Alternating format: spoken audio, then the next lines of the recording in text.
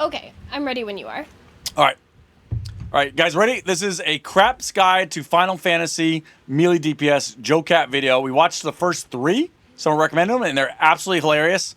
So we haven't watched these 3, and so let's watch this one now. You ready? Ready. All right, go. Says you should be a team player, but honestly, I've always felt like the best way to help the team is by crushing whatever obstacle that's in the way with my heavily toned squat receipts. So that's it. No more playing for anybody else. I play for me, baby. Any reason the raid wipes from now on is no longer my fault. I only exist to make big numbers fly towards the screen and watch my skill bar light up like a Christmas tree at a rave party. And you bet your precious patoot the progress preventers will be promptly pounded because this potent projector of pain will be peppering those beasties until your pack is paved with enough resulting pellets that every peddler will pray to be pampered by a more palatable pacifist.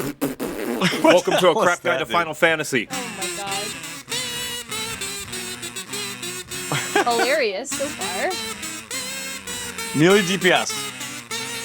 Being a DPS is like being the king of capitalism, because the way you play, taking care of others, is for bitches. Pay no attention to anybody else's well-being unless it directly affects you, and so long as you're alive and safe, you can act like anything bad that happens around you is probably not your fault. All that brain power instead will be put towards what really matters, your complicated as shit damage rotation. That's right, step aside tanks 1, 2, 3 and healers 2 damage buttons. These are where the big guys and gals play. Or at least that's what they like to tell themselves, since one of the only party utilities they have to worry about is pressing the faint button once in a blue moon. Their hotbar will more often have dozens of buttons all dedicated to big damage. From what I've the seen melee so far. DPS is the most important person in the party, as you are the one on the front lines inspecting the bad guy's anus like it's where all the Hrothgar hats are hiding, while avoiding the enemy's sprays of hot, poisonous gamer stank. Not only are you going to be up in their grill, turning their cheeks into a ripe tomato while flip-flopping in and out of danger like you're a politician making pancakes, you're also going to make like an adult film star and learn positionals. Certain attacks in your damage rotation will require you to land them in specific areas around the enemy target, specifically the rear and the flank, in order to deal additional damage. How do you tell where those positions are? By the massive disembodied titty underneath the target. See this nipple? That's the front, where the tank will be sucking on the sweet milkies that are tank busters, which obviously means this conspicuous ticulus on the opposite end is the rear. What about the flank? That'll be on either side of the enemy. And if you're ever confused as to where each area begins and ends, a useful tip on how to tell is imagine there's a big X dividing each of the quadrants. Or you could just press true north and pretend positionals don't exist like it's an embarrassing memory of that time you did the Gangnam Style at school, unironically. The only time it isn't the case is when the enemy has a full ring without an opening, in which case you won't have to worry about any of that guff and you can just sit there like an off-tank who's actually having fun.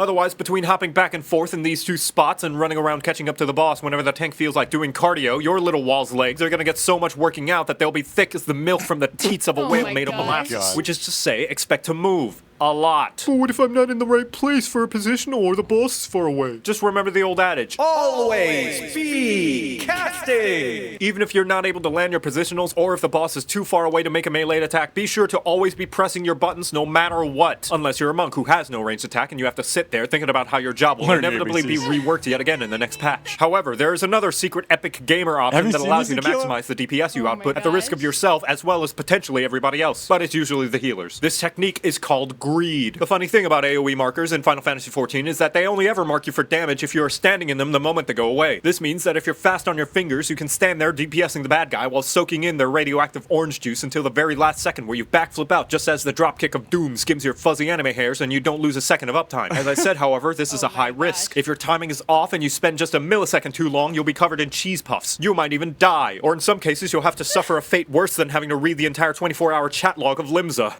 Damage down. Shh, it's okay. Nobody's gonna take away your big damage numbers. Papa's here to make sure you don't greed too hard if you're not ready, okay? Okay.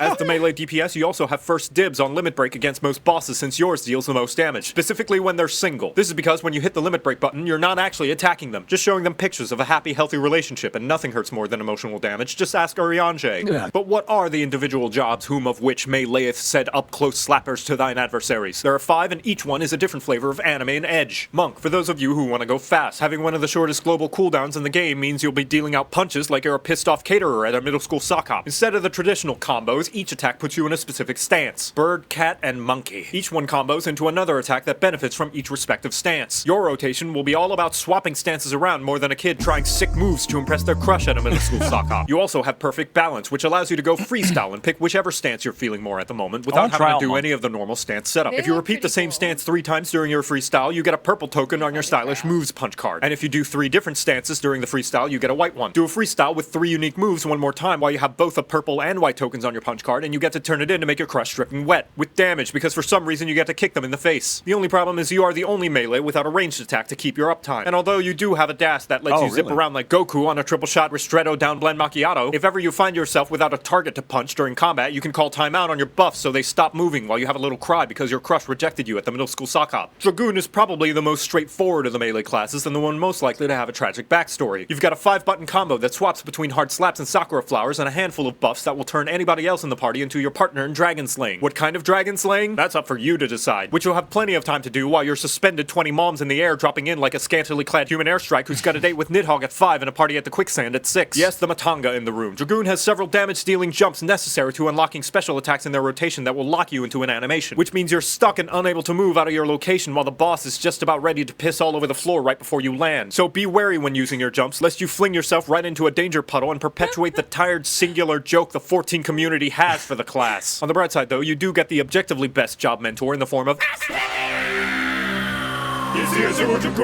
Ninja is great for people who enjoy American football, because for every 10 seconds of excitement, there's a minute of fuck all. Your rotation is all about fitting every goddamn cooldown you can into a small window of time where you make the enemy take more damage, and on top of that, you also have the ability to live out every weeb's dream and do a bunch of hand gestures to cast magic attacks and also drop down into a low position and run with your arms flopping behind you in the breeze, which Final Fantasy objectively proves makes you go faster. You got 3 hand symbols, and depending on what order you do, you will make a different kind of anime reference. For example, going Chi Tenjin Tenjin Chi Chijin unlocks a secret dark ending of Cory in the house and causes the enemy to be susceptible to bonus damage. But maybe you're facing a mob of enemies who are immune to A-rank powered life forms, so you'll instead have to go Tenjin Jin Chijin Chijin Tenchijin Tenchi for 3 seasons of Sonic Underground, which will kick sand into their eyes with how fast you'll be running circles around the slowpokes. More or less, you'll have to do some studying up on what combos do what, but here's a secret cheat sheet.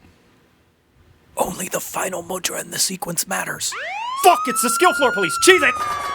Samurai, the job most likely to have a dick measuring contest with a black mage. I'd be careful though, their dad works at Square Enix. This weeb is the most selfish of the melees as it provides no utility for the rest of the party and instead acts like the average soccer player, focusing on being the star of the show who gets all the attention, especially when it drops to the floor clutching its knee when somebody sneezes on them. Your attacks contribute to a kink bar, which allows you to shame the enemy in a variety of ways, as your katana is also a substitute for a horny bat. So you remember how the monk has a punch card? Well, so do you, except yours is your sword and the punches are stickers. You have 3 basic combos, each one giving you a slight buff and slapping a sticker onto your katana. And depending on how many stickers you have, you will get one of 3 different rewards when you turn in your sticker sheet. With 1 sticker, you'll apply a dot that'll last longer than it takes to clean your room. Don't lie to me, I know a majority of my audience has depression. 2 stickers will charge up an AoE around you. And 3 stickers will make...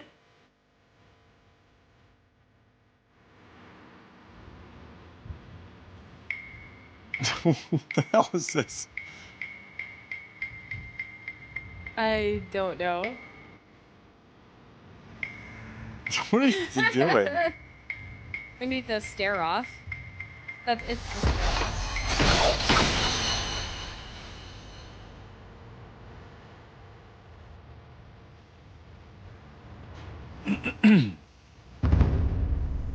And each sticker attack also gives you an additional separate sticker. And once you have 3 of those, you get to do an additional...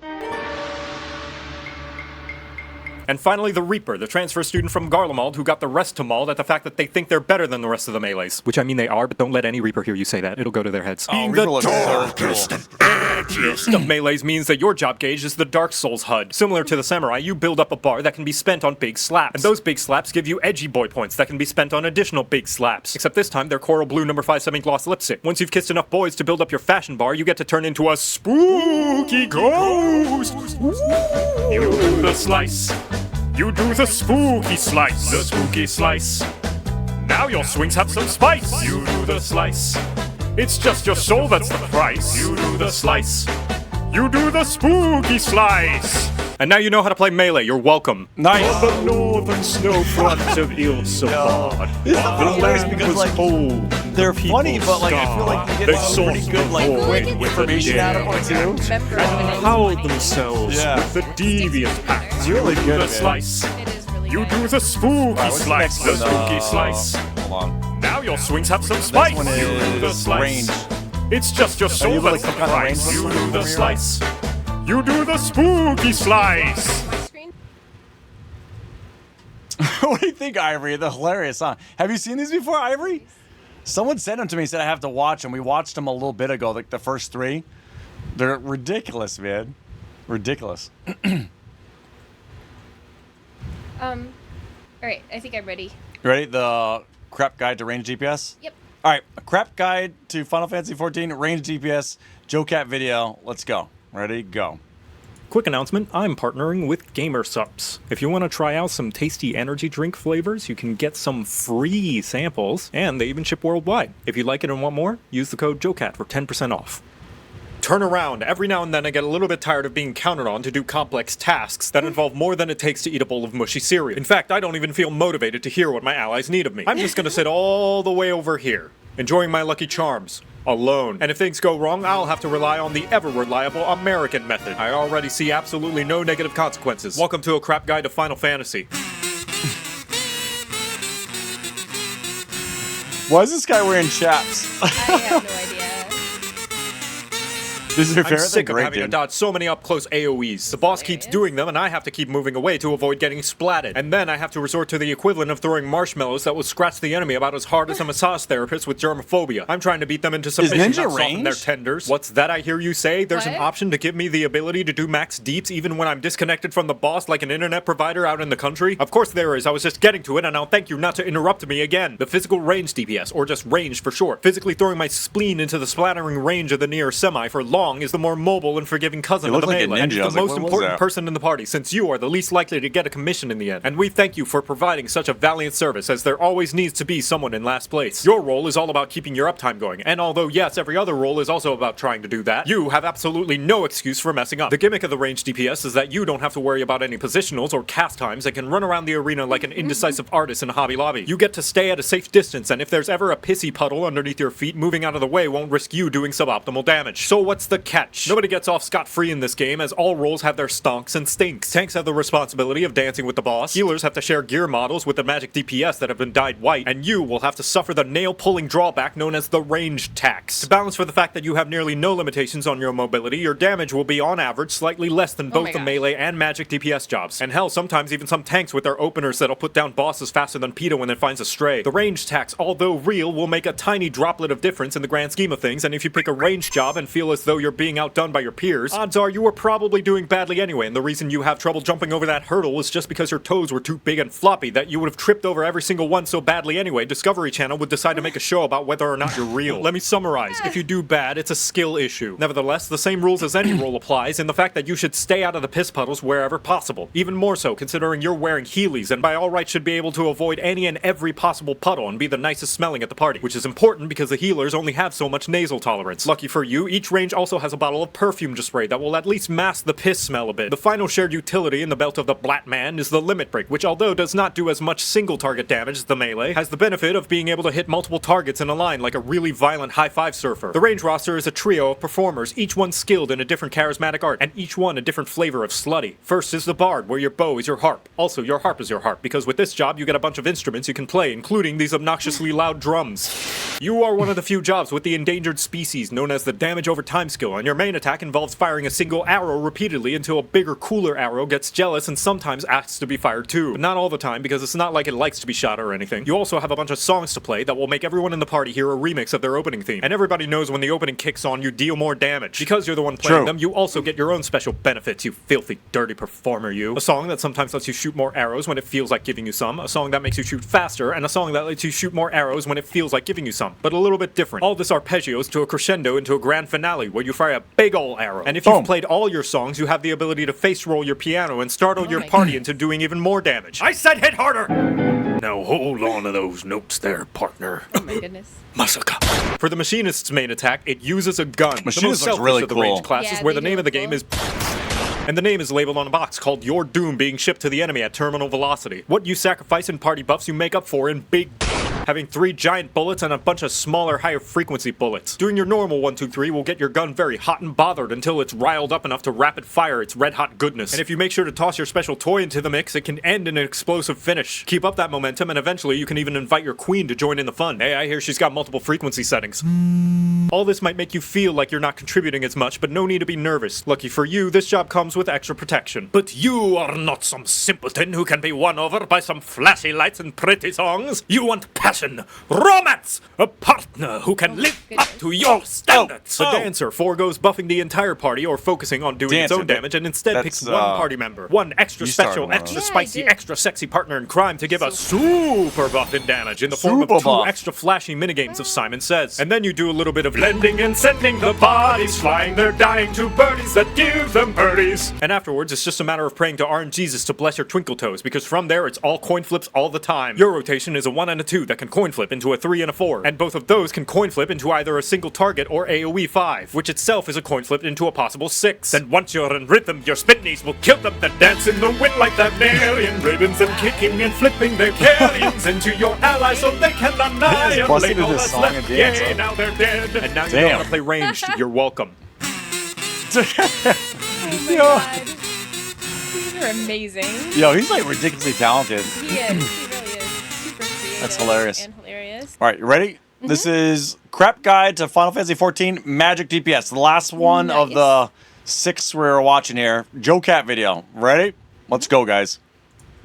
Do you believe in magic? Wearing a massive hat? It's a difficult skill and time-consuming at that. And it's magic, the explodious kind. The best role to make your party go fully blind. I'll tell you about the magic if you insist I must, but if I stand in AoEs, then healers got to adjust. Healers, why didn't you adjust? Welcome to a Crap Guide to Final Fantasy.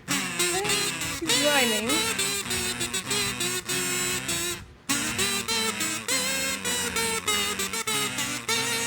The last group of the derps per Cirque's job is the magical range DPS, or just magic for short. Look at the hat, nothing up my sleeves.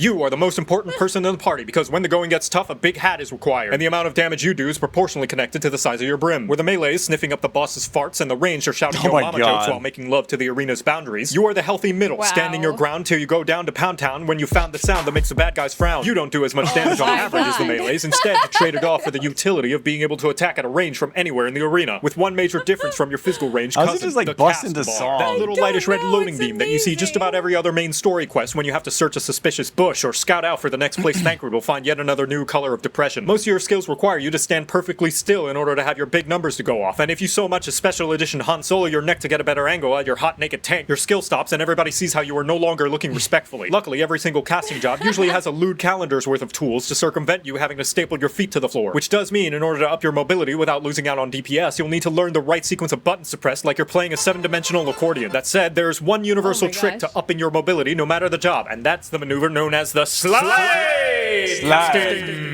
Though you normally have to wait for the entirety of the cast bar to complete. Little known fact, once it reaches about 4/5 of the way through, you need no longer restrain your movements as though your feet were sweating Gorilla Glue. And you can afford a small amount of movement without losing possible uptime. Cool tip, this applies not only to the magic DPS, but any skill for any job that has a cast bar. So you can even be a sliding, slicing samurai. The magic limit break, similar to the range DPS, is an AoE that deals less base damage than the melees, but can hit all the targets. In this case, a massive circle instead. Now you can make fun of the boss for not moving out of the obviously telegraphed danger puddle for a change. Boy, do I love throwing stones out of my glass house. The family of magic is made up of 3 siblings. Okay, that's a lie, it's actually 4, but the smallest one kind of went a weird career path, and they're not often invited to the New Year's parties. The Black Mage is a fantastic job if you're a fan of Cookie Clicker, because you're pressing the same button over and over again ad nauseum to see big number go boom. Nice. During rotation, you start out headbanging explosions at the bad guy like a... until you're completely out of mana. Then you go into a goth phase, where you chug a bunch of cold energy drinks, getting you back to peak performance, where you can go back to... Although you have tools to keep yourself mobile, like the other mages, you will often be the least dancy and find yourself pitching a tent like you just discovered the sniper tower on Rust. It also wins the award for having the...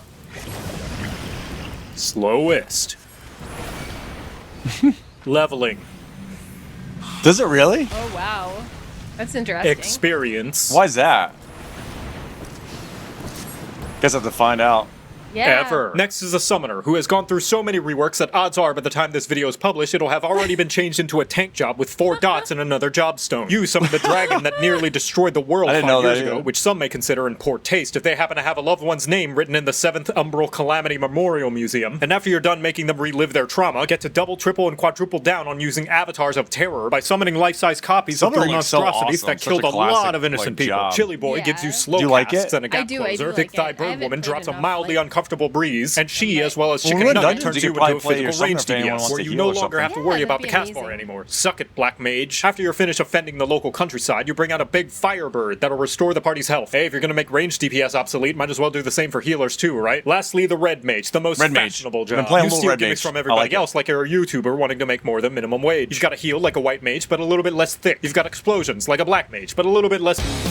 And you even get a backflip to your death like a Dragoon, but a little bit more sexy. In combat, you flip between using black and white magic attacks in order to build up a mana gauge to spend slashing your sword with a whole lot of sexual tension. Maybe lifting the enemy's chin with the tip of it, saying some threatening innuendo while you're at it. What makes you special, aside from the sick drip and stylish moves, is that after each spell you hardcast with a cast bar, any spell that follows is instant, meaning you only have to sit still about half of the time. Suck it, Black Mage. This also means you're even more efficient at raising down allies than the healer, since you have essentially infinite swift casts, and the only thing holding you back is the fact that rezzing the whole party will suck you dry like you're an anime boy with no eyes. my Red God. Mage's limit Oh break is my also gosh. special in that it. Big fast, double arts! Oh my god.